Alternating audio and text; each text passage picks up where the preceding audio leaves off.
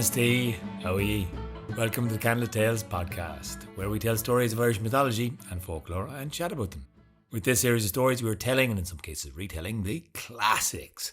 If you don't know much about Irish myths, you might be familiar with these stories, because we hear about them in primary school.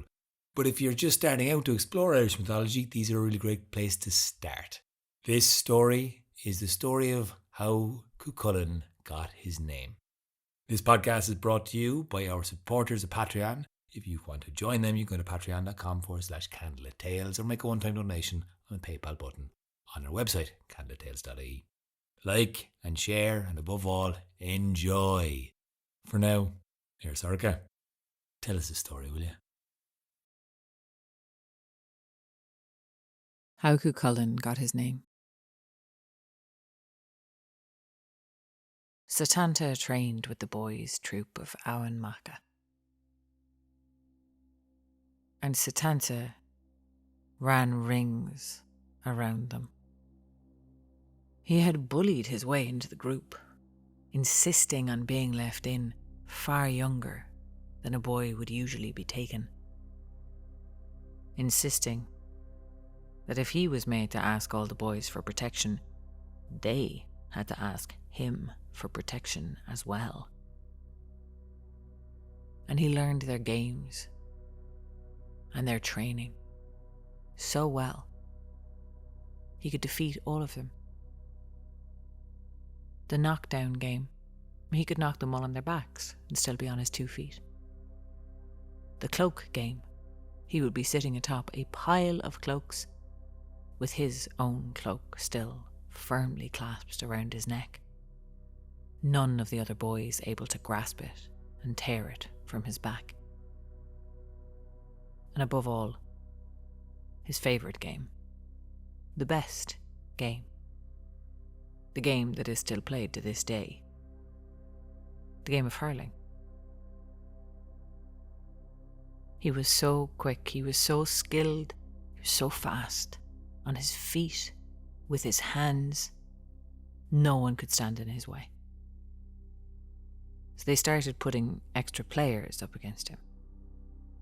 Little by little, gradually, until the day came that Setanta played hurling on his own against the 3 times 50 other boys of the boys' troop. In that way, there would at least be a test and a contest. And the other players on his team didn't feel left out, having nothing to do. For he could hit the ball from one end of the field to the other, and he could be there to catch it when it fell. Now he was playing against 3 times 50 of the boys' troop one afternoon when he saw the king, his uncle, pass. And Cruelty MacNessa reined in and watched the boys at play for a while, watched the contest and the struggle, and noted that his nephew Setanta was playing alone. And then he called out, "Come here, Setanta. I want to talk to you." And so Setanta came jogging up, a little out of breath, but not overly. And Cruelty said, "I'm on my way to a feast outside of Abhainn Macha, and I'm only bringing a small number at the host's request, but you should come.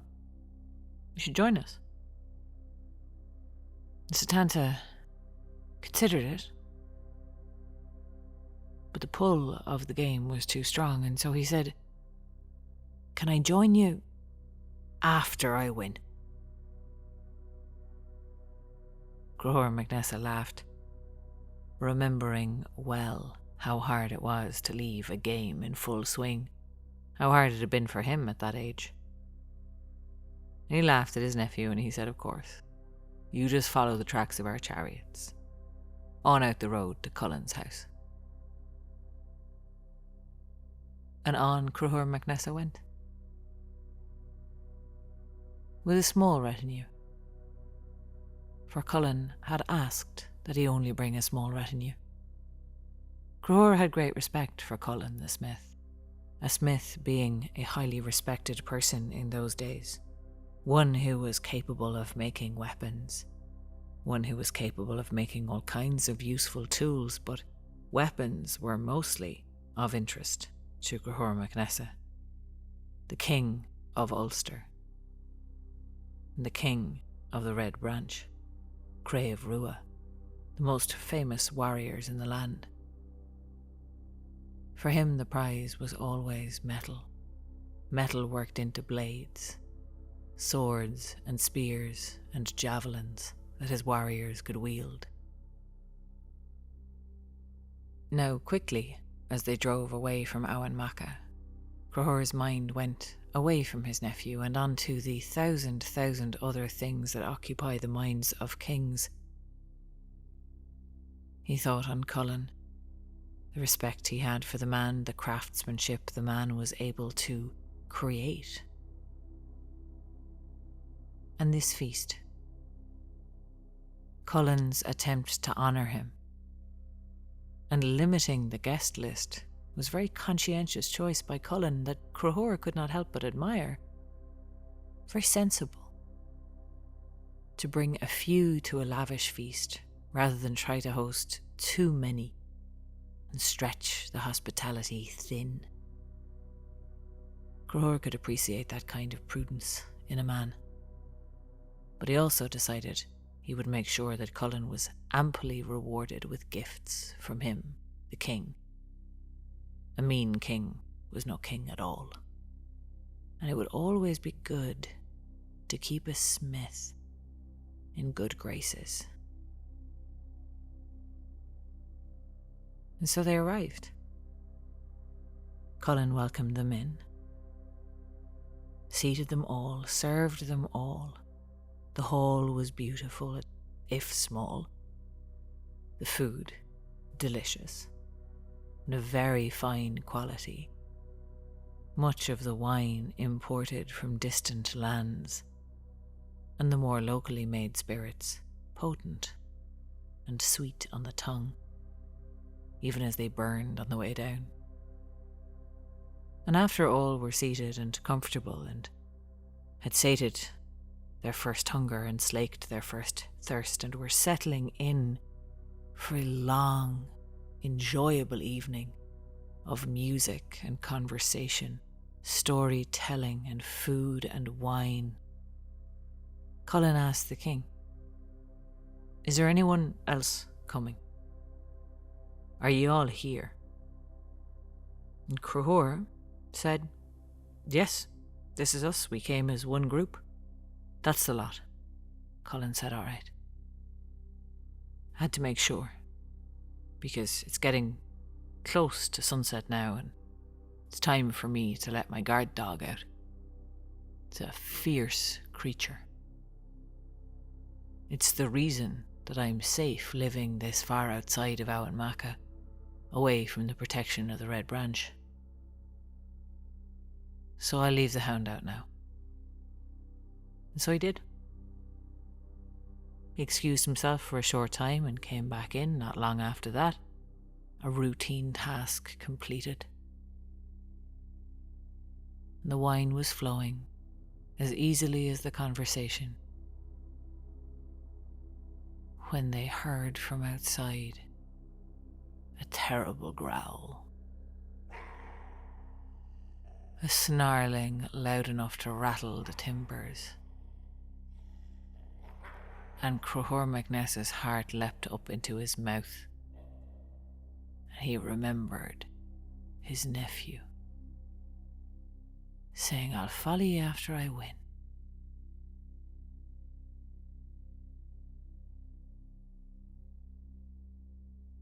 Setanta did indeed win, and then he left his companions in the boys' troop, and he followed the tracks of his uncle's chariots. Followed them on out, away from Abhainn Macha till it receded behind him. And on that road, as he began to be a little bored, a little restless, he started up with his favourite game. The trick, the first one that he mastered, The trick that allowed him to win so easily. To take the ball, drive it forward, run and catch it.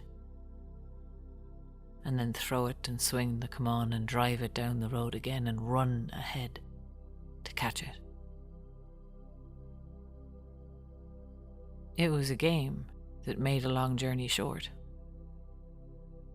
But the journey was long indeed.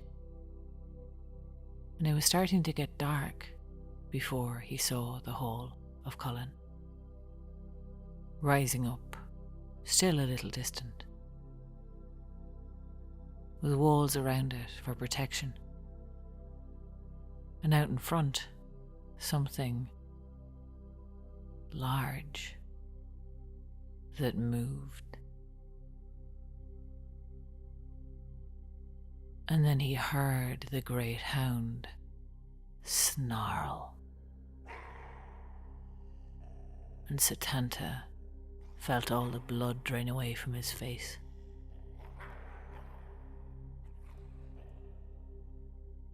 He saw the creature come charging towards him. And he froze.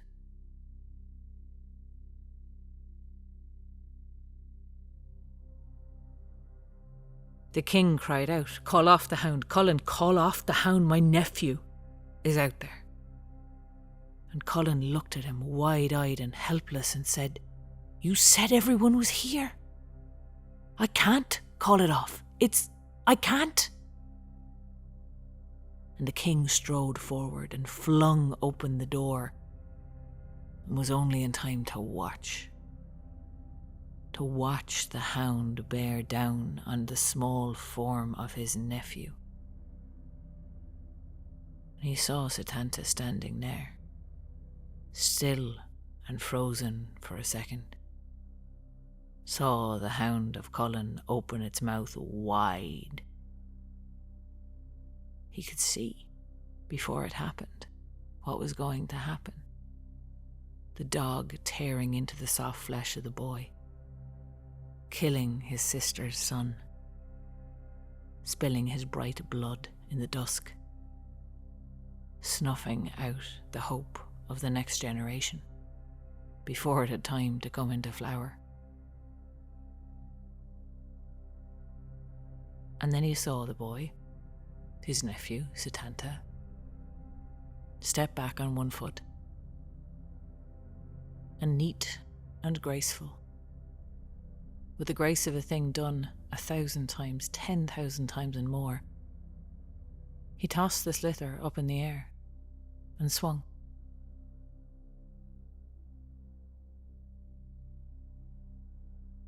The slither flew. It screamed through the air with the speed of it. And the hound snarled, mouth lolling open, teeth gleaming white. And the slither flew into its open mouth, lodged in its throat, and the great hound started to choke. Setanta walked up, looking down, wide-eyed, still feeling a little shaken. The hound thrashed and choked and frothed, and he found he could not bear to see it suffer, to see it die so slowly. So he picked it up by its hind legs and swung the hound against a rock and killed it quick and clean as he could. And then his uncle came rushing out, and his uncle's arms were around him, and he was lifted up off the ground and clasped to his uncle's chest. And he heard the gasping and the fear in his uncle's voice.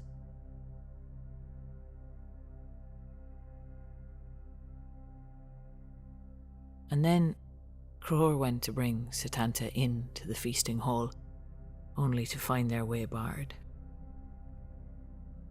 Culann the craftsman, the smith, who counted carefully how many people he could invite to give them the best feast possible. He was standing there, defying the King of Ulster himself, and he said, "You're welcome in my hall, my king, but that boy's not. For that boy's ruined me now.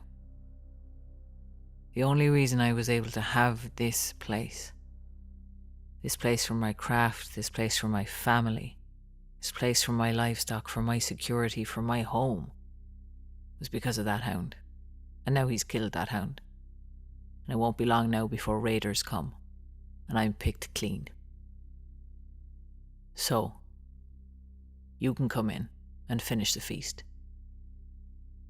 But that lad's not welcome here." Now when he heard that, Setanta felt awful. The guilt and the shame reddened his face. And he looked at that great hound, that great, incredible beast. And he only felt sorrow that he hadn't known another way to stop it other than killing it. And so he spoke up and he said, "Let me make it right. Is there a whelp of that hound anywhere in Ireland?" And Culann thought for a while and he said, "Yeah, there's one. But even if I were to get it, I'd have to raise it, train it.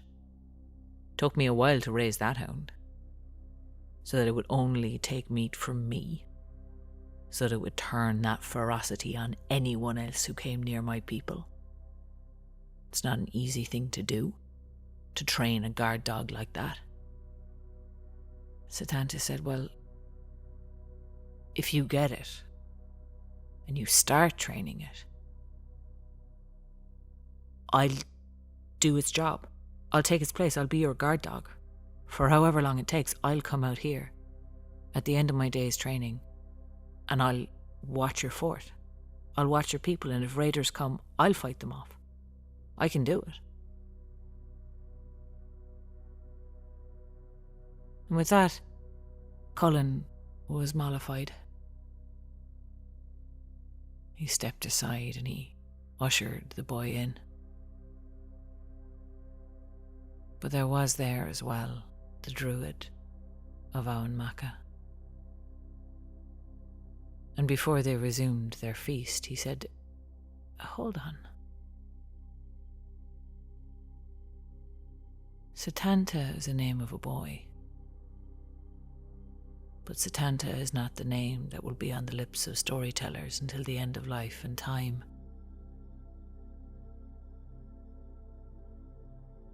You are going to be Cullen's hound for this year or however long it takes for the whelp of this hound to be trained.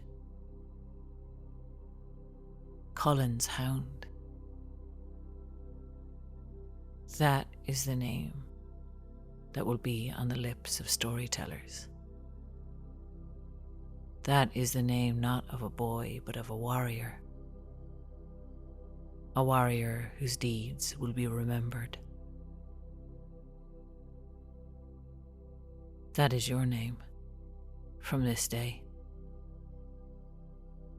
Cú Chulainn, Hound of Cullen." And so it was.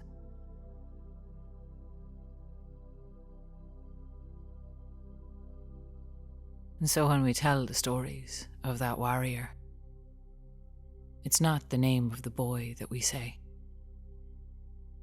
It's not the name Setanta that his mother gave him. Cú, Hound, Cullen, the name of the smith. Cullen's hound, Cú Chulainn, is his name that's on our lips, and ever will be.